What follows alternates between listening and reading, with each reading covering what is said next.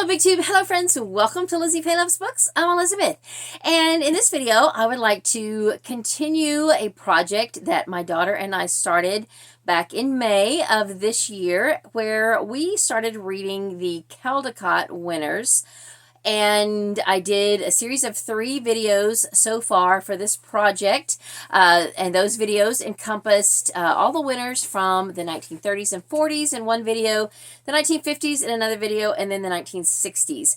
We also, during the month of May, we were doing a book a day in May project, and we read one book from the 1970s. And so in September, I thought, rather than waiting all the way until next May and picking back up with the project, since there are more than we could do in 2 rounds of 30, that we would just go ahead and read enough that we could finish up another decade. So since we had already read one of the books from the 70s, I thought, why not just go ahead and pick back up with the 1970s, and that is what we did. We read all of the I almost said Newbery winners. We read all of the Caldecott winners of the 1970s, with the exception of the one we read in May, which is Sylvester and the Magic Pebble. We did reread it today. Today is October the 8th as I'm filming this, and I had said in my wrap-up that we had not had a chance to reread this in the month of September, and there was one book that I read on the last night of the month that I didn't get to finish with her, and I did finish reading that with her today. Well, we just started over and read the whole thing today. Then we went ahead and went back through everything. I went back through myself just to kind of refresh myself, since it had been, almost a month, really, I guess about a month since we started reading this decade's worth of books. I refreshed myself on all of them. Then she came back to the table, we reread Sylvester, and then I went back through the stack with her, talked about each one, and I had her pick her favorites from, we break them down into small groups, had her pick her favorites, and then her favorite overall, which I will show you in a little clip at the end of this.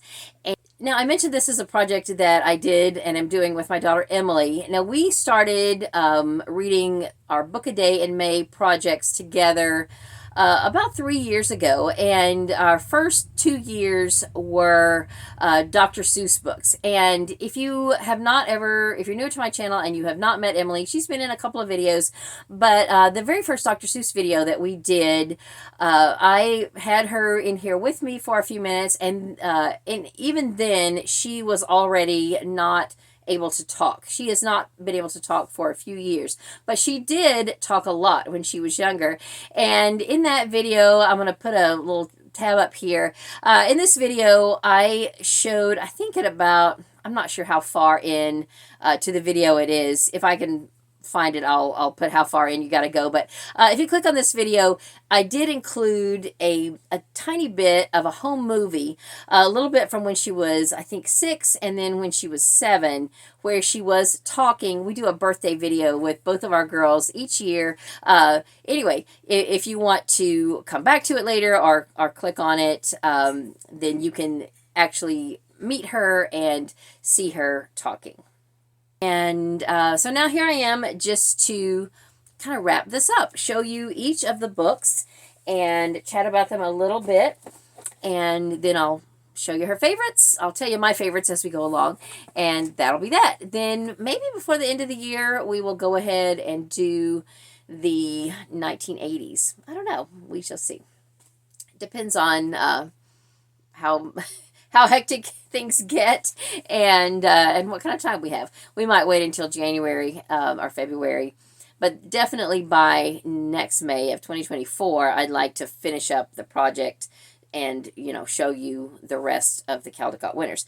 So Sylvester and the Magic Pebble, the reason we read this in May is because we already own this book. This is just a little paperback, kind of a raggedy copy because we've read it several times.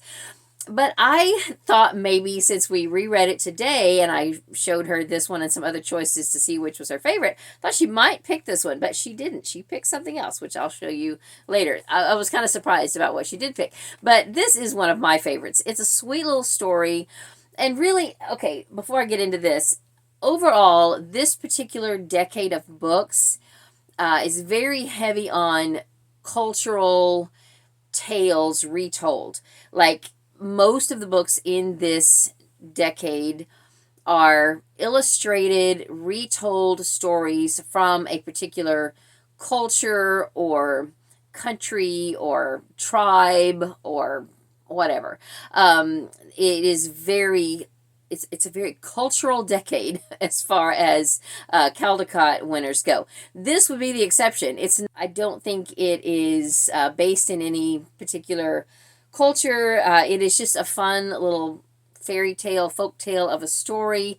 And I say fun, it's actually a little bit depressing because you realize when you're reading it how a quick word can get you into a lot of trouble that can be unchangeable. You really have to watch what you say in life in general because it can come back and have severe consequences. In this case, this little donkey, Sylvester, loves to collect rocks. He finds a very beautiful, interesting rock, and he realizes that it has magic, and he can wish whatever he wants while he's holding the rock, and it will come true. So he's on his way home. He can't wait to tell his family about this rock, and he comes upon a lion and is scared for his life, and the wish he makes has some major consequences. So if you've never read it, highly recommend it. I would say it is one of my top 2 favorites of this decade of winners, if not my most favorite. It is very very cute, very sweet, and it definitely teaches a good lesson. So then 1971, the winner is an African tale called A Story by Gail E. Haley. And I'll just read you a little bit here on the back. It says that once all the stories in the world belonged to Naimi, the sky god. He kept them in a box beside his throne, but Anansi, the Spider-Man, wanted them and caught 3 sly creatures to get them. So this story is about how he sort of outwitted these other creatures in order to capture them and deliver them to the sky god so that he could buy his stories. And the really interesting thing I thought was in the introduction here. It says, spider stories tell how small defenseless men or animals outwit others and succeed against great odds. These stories crossed the Atlantic Ocean in the cruel ships that delivered slaves to the Americas. Their descendants still tell some of these stories today. Now, this is the really interesting part. Anansi became a Nancy or a Nazi in the Caribbean Isles, like the spelling Ananse became Anancy in the Caribbean Isles, while he survives as Aunt Nancy in the southern United States. So Anansi became Aunt Nancy. And I just thought that was so fascinating. Oh my goodness. Anyway, so then it says that you will find many African words in the story. If you listen carefully, you can tell what they mean by their sounds. At times, words and phrases are repeated several times. Africans repeat words to make them stronger. For example, so small, so small, so small means very, very, very small. So a story is like a way of strongly saying this is a story. So very, very interesting. So did I even show you the artwork in the first one? I didn't, but while I have this one in my hand, let me go ahead and show you the artwork. So that's the Spider-Man. He is crawling up a web to get to the sky god, and he's asking him to buy his stories. So that's the style of artwork there. Going back now, Sylvester and the Magic Pebble is very, very pretty, very sweet, whimsical, cute. The other animals in the story, thought it was funny how the policemen are pigs.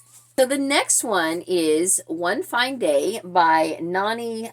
Is it Hogrogian? I don't know how to say that, and I'm sorry I didn't look it up. This one is, I don't think...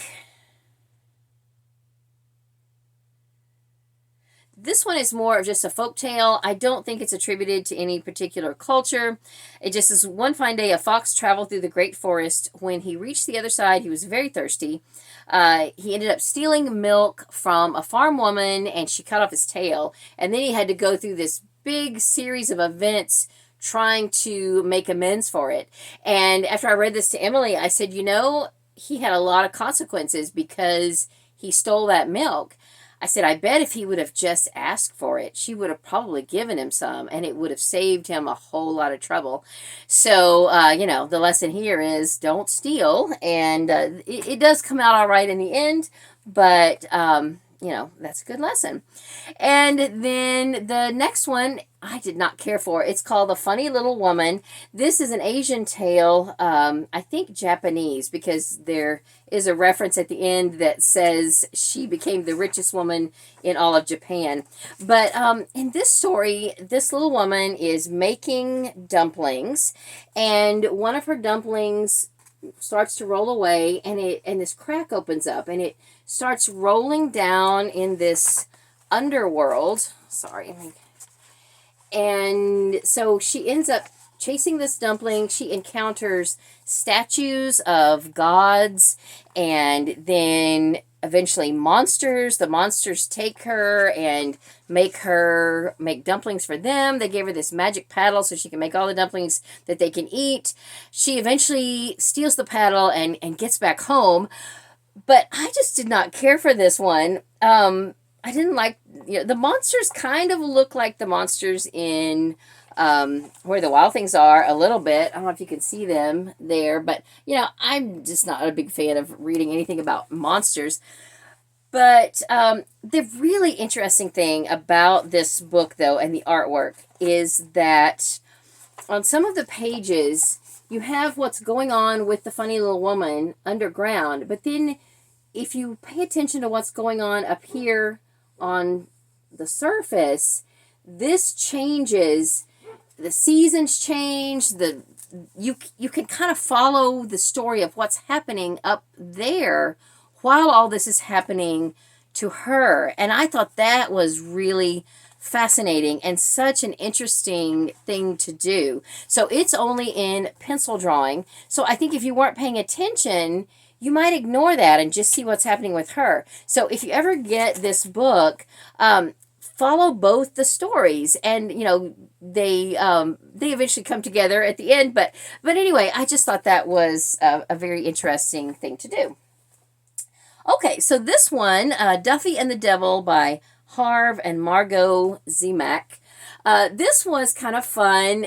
It's about a very lazy girl who gets offered by a little magical man to do her spinning for her. Is that starting to sound like a story you've heard before? Yes, it is very Rapunzel-like. So I think he agrees to spin for her and make the clothes for 3 years, I believe. Now, she's not being held prisoner or captive or anything like that. She's got it pretty good. But then she has to figure out his name, and by the end of, I think, 3 years. So anyway, I'll give you a little spoiler alert for the end. Look what happens to the clothes. So anyway, don't y'all tell anyone I'm showing naked pictures on my videos. Anyway, it was cute and very Rapunzel-like in nature. All right, so, and it says that it is a Cornish tale. So that is the culture that this particular story came from. Now, whether the whole Rapunzel story came from that same origin, I don't know. Or if this is just the Cornish version of that, I don't know. But that is what it says. All right, the next one, Arrow to the Sun, is a Pueblo Indian tale by Gerald McDermott. This is visually stunning. I wasn't a huge fan of the story, but it's definitely a mythological story about a boy who was fathered by the Lord of the Sun, and he spends his life, I guess, trying to find his father, but visually, it's beautiful. So yeah, it's worth getting, taking a look at it just for the artwork, for sure. So yeah, isn't that gorgeous? But yes, it is a Pueblo Indian tale. Then the next one is also a favorite. I had read this with Katie back when she was younger. It was on her summer reading list, probably between second and third grade, or first and second grade, something like that. Anyway, Why Mosquitoes Buzz in People's Ears by Verna Aardema. And the pictures are by Leo and Diane Dillon. So again, visually it is beautiful. The colors are more pastel in nature. They're not very bright, but still very, very stunning. And this is just a cute story. So it starts out with this iguana, and this mosquito is trying to tell this iguana a story. And the mosquito is just, the iguana is just tired of hearing from the mosquito and puts sticks in his ears. So he goes on about his day. Well, then someone else tries to talk to him, and he ignores them because he's got sticks in his ears and he doesn't hear them. Well, then that starts a chain of events, and it just goes crazy all throughout the story. One thing happens after another, all because of a misunderstanding. And it's just really, really cute. So I highly recommend this one, Why Mosquitoes Buzz in People's Ears. Then the next one we just read today, I had kind of skimmed through this, read through it enough to call it for September in my own reading list. Then I went back today and just read it with Emily. It is, I don't know, it was a little dry. It was very interesting. It's basically African cultures A to Z. Ashanti to Zulu, African Traditions by Margaret Musgrove, pictures by Leo and Diane Dillon. Now, the pictures are very detailed and very, very beautifully done, but they're done in these dark, muted colors. And honestly, my eyesight is just getting to where I cannot hardly see the detail of those. In our kitchen, we were reading this at the kitchen table while Dad usually fixes lunch on Sundays. He makes grilled cheese sandwiches. And at least lately, because I usually stay after church and practice the piano.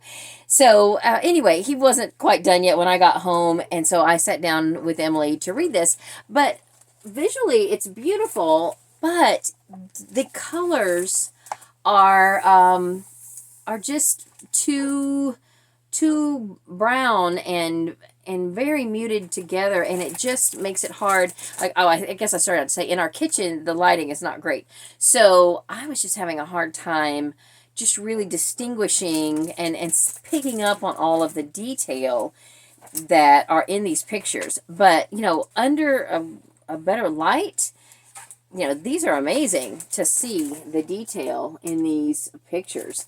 And I guess they're paintings. Anyway, they're beautiful. So it's a beautiful book, but it's got a lot of information, and it's very interesting. But it probably wasn't the best thing to read to Emily. It's not something we would want to read all the time because it was very wordy and lengthy. I say that, I'll show you this again. You're going to be like, oh, it's not that much. But for each one of the entries, there's this much to read. So like I said, it was interesting, but it took a little while to get through, and it's a little bit dry for her. Then the next to last one is Noah's Ark. This, of course, is based on a story from the Bible. Now, this is done just about completely in pictures. There is a little bit of text in the very beginning. It says, "But Noah found grace in the eyes of the Lord." And then we've got the title page, Noah's Ark. Then there is one page where it's kind of, actually, that's the pre-title page. There is still a title page. Then there is a poem called The Flood, and it was written by someone named Jacobus Rivius, translated from the Dutch by Peter Spier, who also drew these pictures. Jacobus Rivius lived from 1586 to 1658, and so this is a poem that was translated into English, and it's about the flood. And then after that, everything is done in pictures. And the drawings are kind of whimsically done, but yet very serious in nature. And there are some scenes that I don't know that I would have wanted to visually show to children. So, for instance, we know, I think in the Bible, it talks about how, the people who were outside of Noah's family had no interest in, in what he was doing. They didn't believe in God, and they didn't believe that there was going to be a flood or anything like that. And so once it started to rain, I think some adaptations have shown, that people are trying to get in, people are knocking on the door, but of course by then the door is sealed. There's nothing like that in here, but it shows all these extra animals out here. Like they're standing in the flood, like they want to get in. I don't think that happened. I don't think that there were any animals that were cognitive enough to realize that there was a boat being built. I think God sent the animals 2 by 2, probably the best 2 that existed, got them on the ark, and they were just instinctively following what God sent them to do. I don't think there were any other animals standing at the ark hoping to get on. That bothered me a little bit. It bothered me a lot. But because I don't like to think about all the other animals getting drowned, So, I guess he was just trying to visually do some things. I mean, this is sad. Look at this. The animals up in the tree,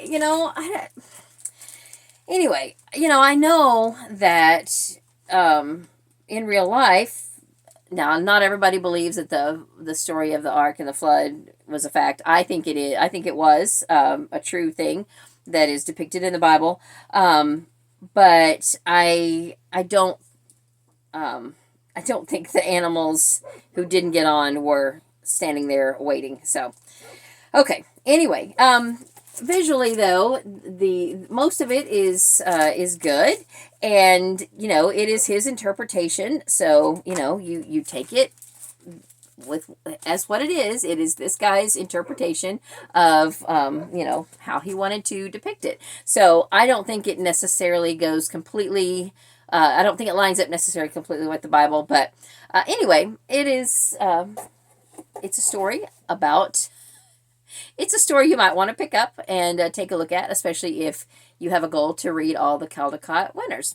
And then the last one is The Girl Who Loved Horses by Paul Goble. This is, I believe, a Plains Indian story about a girl who was devoted to taking care of her tribe's horses, and then a storm scares them and they are lost. She jumps on her horse to keep from getting trampled, and the horses all just take off running, and then she's lost. They eventually become a part of a wild horse group or herd, and her family doesn't know what happened to her. At some point, some hunters spot her, and they're able to get her back, but she wants to stay with the horses. She has already lived with the horses at this point for over a year, I think, and she decides she would rather, stay with the horses. She is happier with the horses. I don't have a problem with that. I was a little taken aback right at the end, though. Now, this is just like a legend of, whatever. So, you take it as you want to, but in the end, they said, she kept returning, like once a year, she would bring her family a colt. And then eventually she was never seen again. And then they would see these 2 horses and they think that she turned into a horse. That bothered me somewhat. The rest of the story leading up to that was fine. And visually, I love the drawings. They're very stunning, I think, and very well done. So, I'm sure that if this is a Plains Indian folktale or legend, it wasn't the author who, it wasn't the artist or the author that, they just took the story that was passed on down and illustrated it. I'm not mad at them, but, that was the only thing that was like, what? Okay, So, and that's the thing that gets me with some of these stories and things. When I'm reading them to Emily, because she's very literal, she's very in the moment. And we read some of these stories that are kind of fantastical and not real. I always feel obligated to explain to her, this is just fiction, couldn't really happen this way, that kind of a thing. So she's probably understands that a lot more than I'm giving her credit for, but I always feel obligated to try to, use those moments as teachable moments. So anyway, that is the 10 books that were the Caldecott winners in the 1970s. Let me go now to the footage I shot where I will show you Emily's favorites. Before I sign off, I will show you real quick, as I've done in the other videos in this series, the favorites that Emily chose as, the ones that she liked the best. So I laid out the first four. This is 1970 through 1973, and I felt sure that since we had just reread Sylvester and the Magic Pebble today, and that would be fresh on her mind, that she might pick it. But she didn't. She actually picked the one that we read the very first of all in early September, which is The Funny Little Woman. And I said, really? Is that your favorite? The one with the monsters and everything? And, I opened it up and kind of flipped through it. And she's like, yeah. She nodded yes. And I'm like, okay, to each his own. But anyway, so of these four, she said her favorite is The Funny Little Woman. And then I laid out the winners from 74, 75, and 76. And this batch is very different from each other. They're all very different styles and stories. From this batch, I didn't know what she would pick, and she picked Duffy and the Devil. And it is very whimsical. The drawings and everything have a very soft look about them, and the story has a good moral. So, I wasn't disappointed that she picked that one, even though I, as I mentioned earlier, am partial to why mosquitoes buzz in people's ears. But anyway, I wanted her to pick what she liked from this project. And then from the last three, I didn't know if she would pick this one or not because we did just read it today, but as I've already talked about, the artwork is kind of drab. Even though it's intricate, it's dark, and it took us a long time to read it. It was a little bit dry, at least for her, well, and kind of for me too. So I didn't expect her to pick it. I thought she might pick Noah's Ark because she just looked back through it today, but no, she picked The Girl Who Loved Horses. So then I laid out her top picks from the three groups, which are these three right here. And I said, okay, which is your favorite of these three? And she picked The Girl Who Loved Horses. So we reread it today, and I would have to agree that the artwork in this is very stunning. It is visually stunning. I liked the story, but as I've said earlier, I was a little bit disappointed at the end, just the idea that the girl herself would have eventually turned into a horse, I thought was a little bit off-putting. But anyway, Emily wasn't really, she didn't really get that part of it. And I think she did enjoy the artwork. And so we are part Native American, and, I was kind of glad that she chose that one. Okay, so now you have seen her favorites. She definitely picked some that were not my favorites, but, I wanted to let her choose her own, and because she doesn't speak, I wasn't able to, to figure out why they were her favorites, but her favorites all the same, and so I just enjoyed sharing that with you all. So that is all that I have for this video. Thank you so much for watching. If you haven't seen all of the previous Caldecott winner videos on my channel, I hope that you will check out the playlist that should be popping up here any minute. And I hope to do, more videos on this project as we continue to read more of the newer Caldecott Winners, and we're looking forward to it, and I hope you are too. So that's all for this video. Thank you so much for watching. I hope you're having a great day. Read a good book, and God bless you.